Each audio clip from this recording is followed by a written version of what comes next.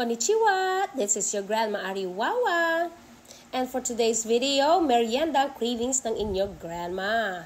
If you are in the mood for tranquil sips and bites, where style meets serenity, 2KF Zen Garden Cafe is the place that you should go whenever you're in San Antonio, Zambales.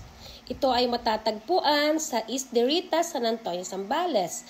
Madali lang po silang mahanap dahil along the highway naman sila.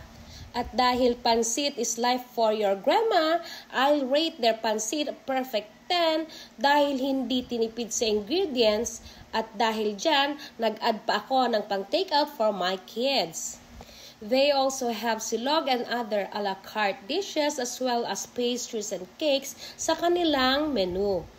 Kung bet mo ay Instagrammable na place with good food, 2KF Zen Garden Cafe is one of my recommendations in San Antonio, Zambales. Pinili namin magmerienda dito, hindi lang para kumain syempre, kundi para na rin magpictorial. Aside kasi sa masarap na pagkain, na-appreciate din namin kung maganda ang ambience at syempre ang kanilang design. Kung umabot ka sa part ng video na to, ibig sabihin, nag-enjoy ka sa panonood. Kaya please, don't forget to like and share at kung pwede, mag-subscribe ka na rin.